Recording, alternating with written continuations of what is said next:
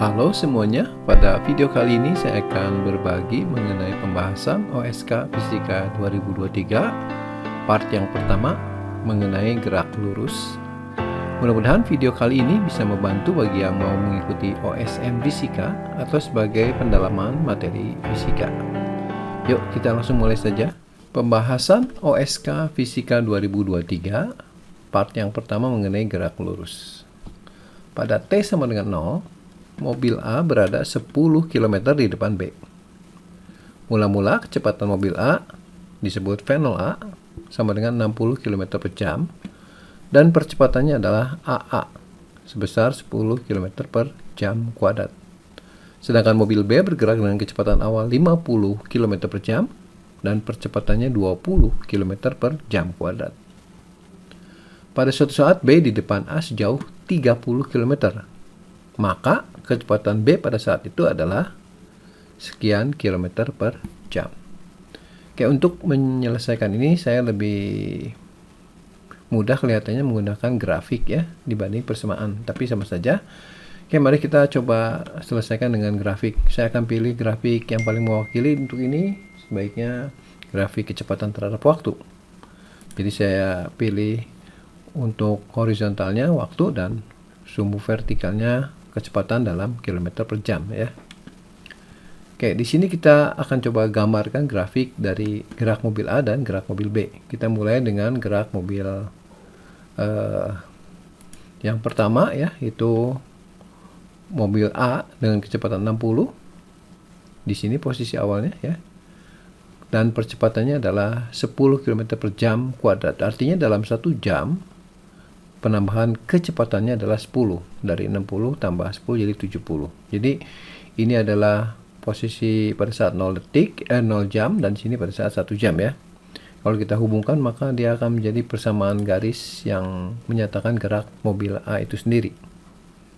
Nah, bagaimana dengan B? Ya, B dengan cara yang sama. Kita mulai dengan kecepatan awalnya 50 ya. Ini.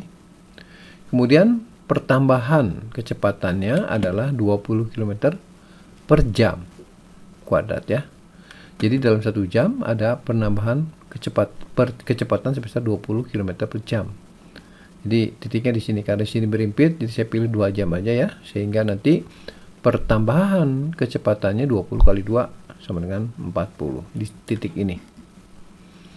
Kalau kita hubungkan kedua garisnya, maka kita akan mendapatkan bentuk gerak dari mobil B itu sendiri. Nah, sekarang di sini disebut bahwa mobil B berada di depan A sejauh 30 km. Berarti itu posisinya.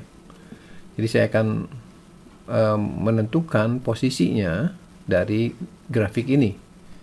Dan kita tahu bahwa pertambahan luas itu sama dengan pertambahan jarak ya. Jadi saya akan nyatakan dulu persamaan untuk mobil A itu adalah persamaan garis ini yang merah, 60 tambah 10T ya. V sama dengan V0 tambah AT boleh ya. Atau dari grafik ini jelas ya. Gradiennya yang ini 10 ya, yang untuk yang B kan 20. Jadi persamaan B adalah 50, kecepatan awalnya tambah A-nya 20T. Oke. Kemudian posisinya karena tidak sama pada saat mulai bergerak ya. Di sini disebutkan bahwa A itu 10 km di depan B, artinya S0A 10 sedangkan S0B-nya 0. Nah, di sini kita akan lihat atau kita gunakan persamaan dengan acuan B ya, tempat B bergerak.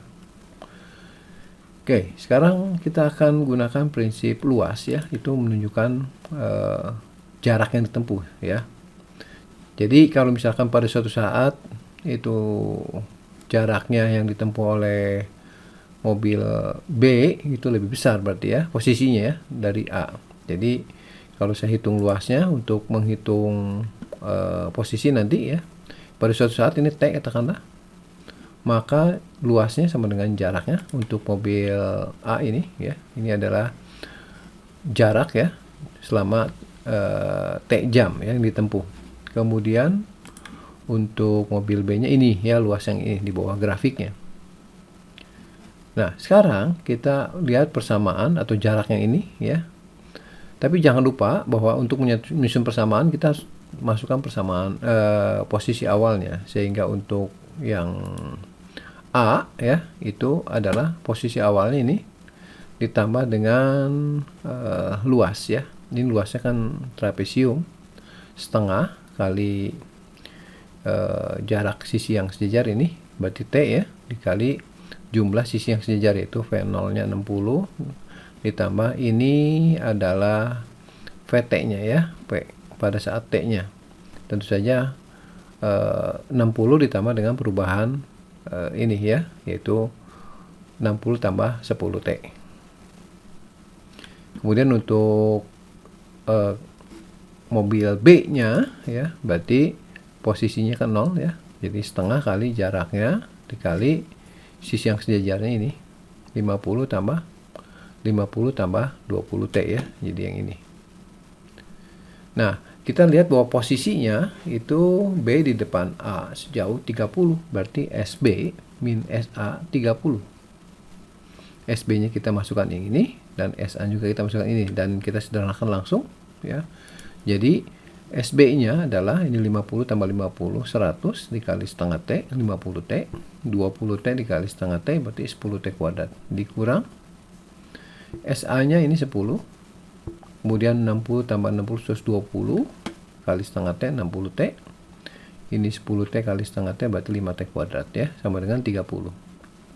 Kita sederhanakan untuk mendapatkan nilai T nya ya, ini 10 dikurang 5 ini, kemudian 50 dikurangi 60 min 10, dan ini min 10 tambahan 30 dari kanan ke kiri jadi min 40, ini bagi 5 ya, kita sederhanakan jadi persamaan kuadratnya T kuadrat min 2T minus 8, dan ini sepertinya bisa difaktorkan ya, dicari bilangan jumlahnya min 2 dikalikan min 8 yaitu min 4 plus 2, sehingga pemfaktorannya mendapatkan T min 4 T plus 2 sama dengan 0.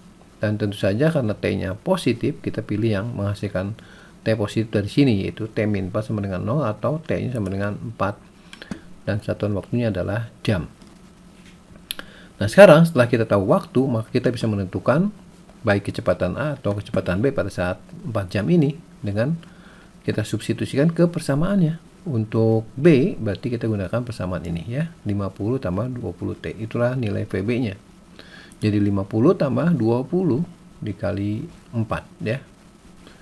Ini 80 tambah 50 jadi 130 km per jam. Inilah kecepatan B pada saat posisinya 30 di depan A atau pada saat 4 jam setelah bergerak.